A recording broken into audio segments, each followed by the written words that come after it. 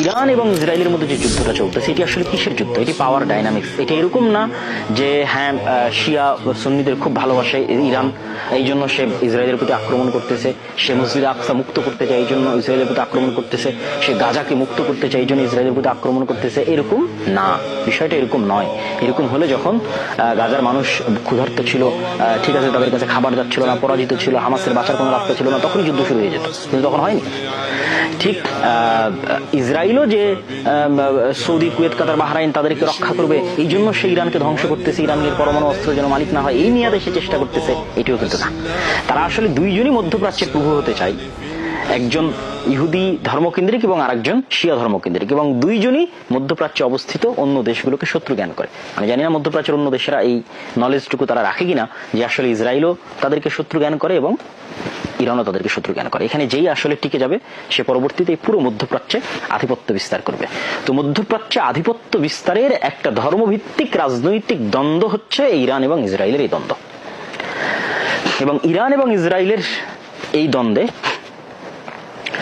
আমাদের যেটি সবচেয়ে বেশি শিক্ষার আছে সেটা হচ্ছে, দেখেন, ইরানকে বারবার ডোনাল্ড ট্রাম্পের যে টুইট, আপনারা এক্স, এখন তো টুইটার না, এক্স প্ল্যাটফর্মে গিয়ে যদি আপনারা ডোনাল্ড ট্রাম্পের লাস্ট 4-5টা পোস্ট দেখেন, তাহলে সেখানে তিনি স্পষ্টভাবে একজন প্রেসিডেন্ট পদের জায়গা থেকে স্পষ্টভাবে থ্রেটমূলক বাক্য উচ্চারণ করে তিনি বলছেন যে আমি বারবার ইরানকে বলেছি যে তোমরা একটা পারমাণবিক চুক্তি করো, ঠিক আছে, আমাদের সাথে নেগোসিয়েশনে আসো, না হলে 60 দিনের সময় 61 দিন থেকে তোমাদের খবর আছে, অমুক আছে তুমুক আছে, আমেরিকা বিশাল অস্ত্রের অধিকারী, ধ্বংস করে দিবে, শেষ করে দিবে, অসংখ্য, মানে সব ভয়াবহ রকমের সব থ্রেট।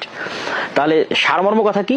ইরানের যে পারমাণবিক যে প্রযুক্তি অর্জনের যে অভিলাষ সেটি যেন পূরণ না হয়। ইরাকের সাদ্দাম হোসেনও কিন্তু সে অভিলাষ করেছিল, তাকে কিন্তু ধ্বংস করে দেওয়া হয়েছে। তাহলে বিষয়টা কি বোঝাচ্ছে? যে বর্তমান পৃথিবীতে কিন্তু প্রযুক্তির যুদ্ধ চলতেছে, জ্ঞানের যুদ্ধ চলতেছে। যে আপনি পারমাণবিক বম কিভাবে বানায় এই জ্ঞান এবং এই প্রযুক্তিটা আপনি অর্জন করবেন, এটা পৃথিবীর কেউ সহ্য করতেছে না। সে আপনি ইহুদি হন, খ্রিস্টান হন, বৌদ্ধ হন, সেটা পরের বিষয়, কিন্তু আপনি যেন এই জ্ঞান না পান। এর আরেকটা আপনাদেরকে উদাহরণ দিই। যেমন ধরেন চায়না যেন চিপ বা সেমিকন্ডাক্টরের যে নলেজ, এইটাতে যেন টপ লেভেলে না পৌঁছতে পারে, এই জন্য চায়নার উপর কিন্তু এই কেন্দ্রিক নিষেধাজ্ঞা দেওয়া আছে। এরকম বলা যায় 7 থেকে 8টা টপ লেভেলের প্রযুক্তি এবং টেকনোলজি আছে যেটা আমেরিকা চায় না যে অন্য কেউ এই প্রযুক্তি পরিপূর্ণরূপে তার কাছে চলে যাক।